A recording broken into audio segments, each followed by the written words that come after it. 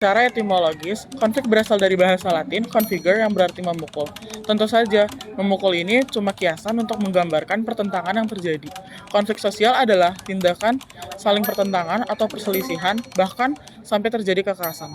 Konflik sosial dapat terjadi dalam berbagai skala, mulai dari konflik antar individu atau kelompok yang memiliki kepentingan atau nilai yang berbeda.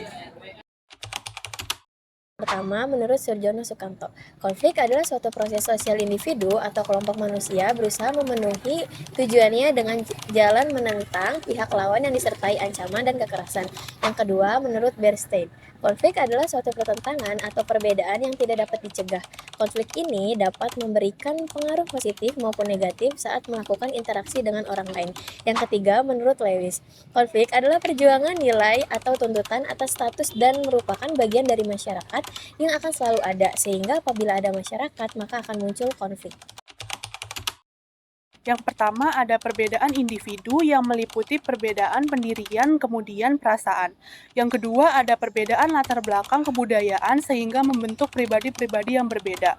Yang ketiga ada perbedaan kepentingan antara individu atau kelompok. Yang keempat ada masalah terkait kepentingan ekonomi, politik, dan sosial budaya.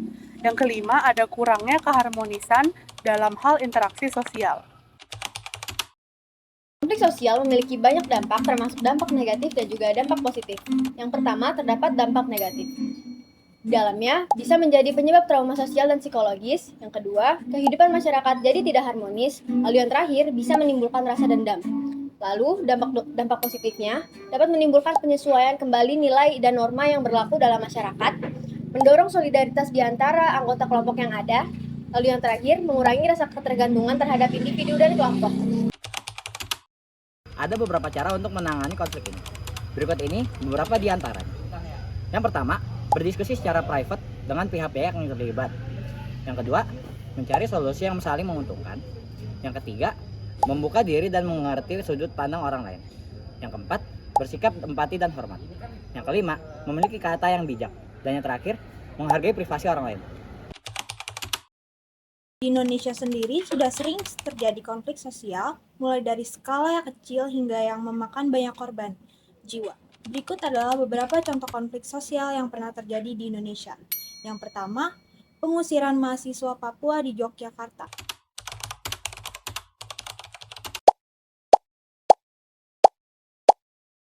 Yang kedua, konflik Aceh.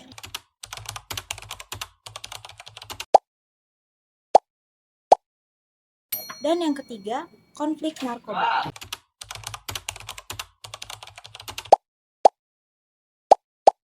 Berikut adalah salah satu contoh perang damai konflik sosial, yaitu konflik narkoba. Selamat menonton!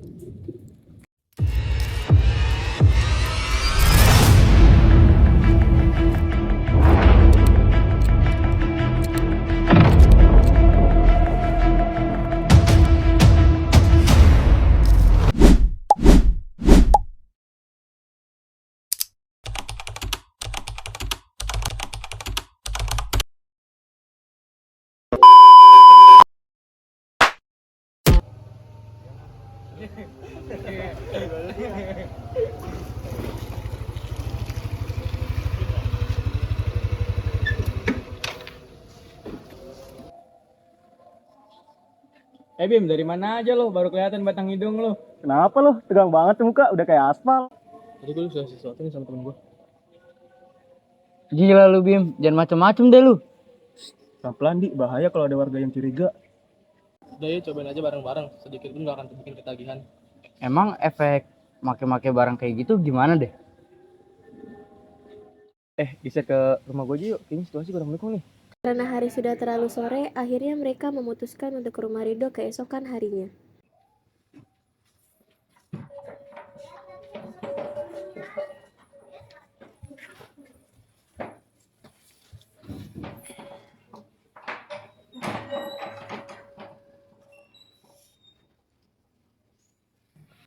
Jadi kan nih kita nyoba bareng-bareng. Emang gimana Bim cara makainya? Kemarin sih gue liat temen gue dihirup pakai hidung. Ya udah, coba lu duluan, Bim. Nanti kita ganti-gantian.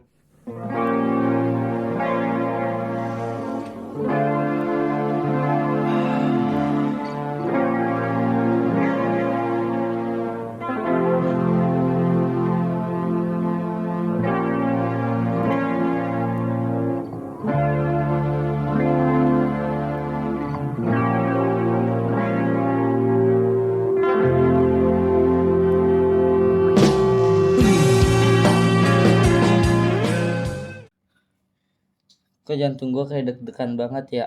Nggak kayak biasanya. Udah di, mau relax aja.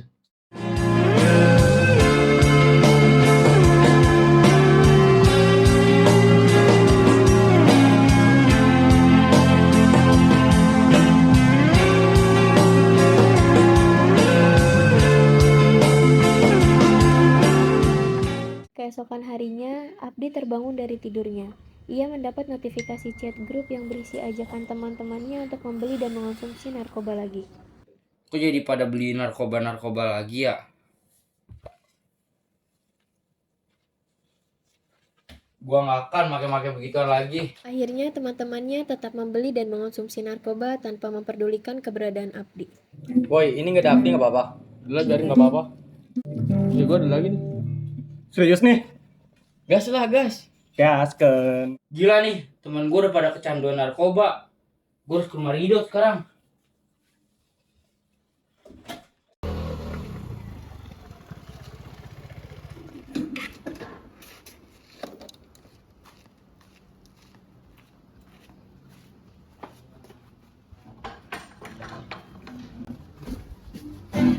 Tumben nih, datang bilang-bilang.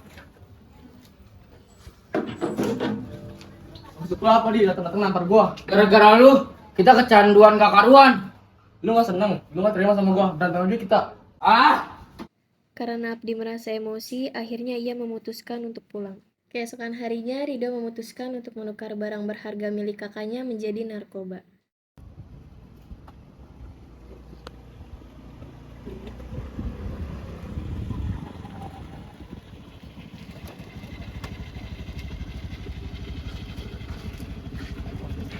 Thank you, Bang. Makasih ya. Iya.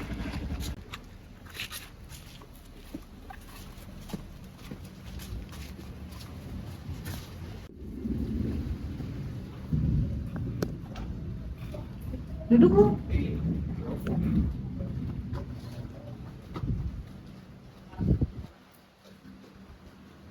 Itu apaan, Min? Ngapain lo? Oh, jadi ini alasan barang-barang hilang semua. Siapa yang ngajarin lu sih? Mau sampai kapan dong lu kayak gini? Apa lagi yang mau dijual coba? Hah? Rido pun sangat amat menyesali perbuatannya dan keputusan yang ia ambil. Lalu keesokan harinya, ia sudah memutuskan untuk bertemu Bima dan Ivan untuk mengajak berdiskusi. Tumben lu, Dok, ngajak ngumpul di sini. Iya nih, ada apa, Dok? Lu pada nyadar gak sih? Kita itu udah berlebihan nih, udah rumusnya bahkan. Hah? Maksud lu gimana sih? Ya, kita rela ngabisin uang, ngejual barang cuma buat narkoba ini. Itu udah nggak bener. Iya sih, Dok. Gue sama Bima kemarin kepikiran begitu. Kakak gue punya kenalan orang rehab nih. Mau gue minta tolong dia daftarin nggak? Soalnya kita udah berlebihan ini. Dan akhirnya mereka diantar ke tempat rehabilitasi oleh keluarganya. Sesampainya di sana, mereka diberi beberapa pertanyaan. Halo, perkenalkan nama saya Dr. Diana dan saya yang akan menangani kalian hari ini, oke? Jadi udah berapa lama kalian pakai narkoba? Sekitar 2 bulanan. Dan apa penyebabnya? Awalnya sih pengen coba-coba aja. Dan kalian tinggal ke arah sana dan akan bertemu Mas Dimas ya. Selamat menikmati rumah baru kalian. Enggak, gua mau Kak.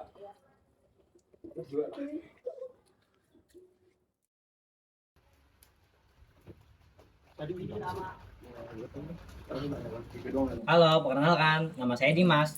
Saya ini sebagai orang yang akan mengontrol keseharian kalian ya. Ini jadwal kalian hari ini, silakan dibaca. Oke. Selamat berjuang ya buat kalian.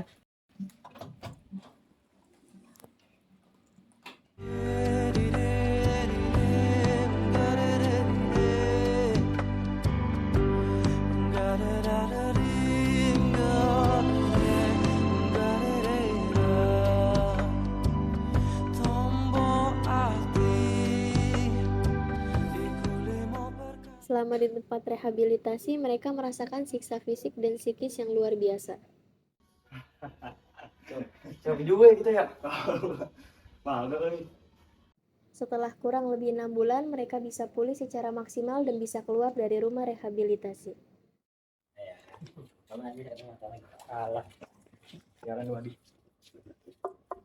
Selamat pagi anak-anak, apa kabar kalian? Baik, Dok. Oke, jadi mulai hari ini kalian udah bisa keluar dari rumah rehabilitasi, tapi tiap 2 minggu sekali kalian tetap harus datang lagi buat pemulihan psikis kalian. Paham? Paham dok. Selamat ya.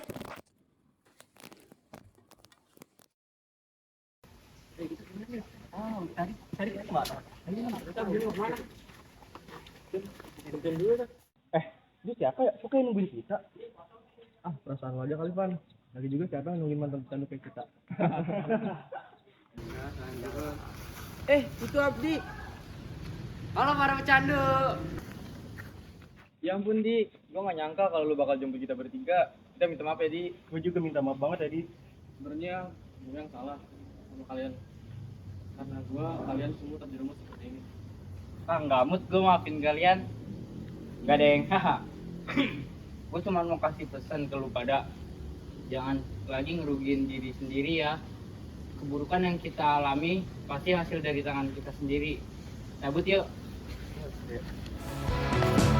Di kehidupan kedua, semoga kau tak terlalu keras kepala.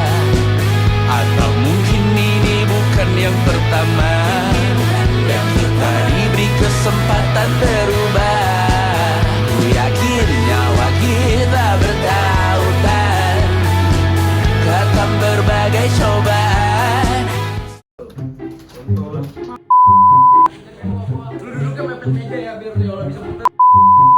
Lu mau pakai ini atau ini bisanya? Ngomong dulu si Agoy apa?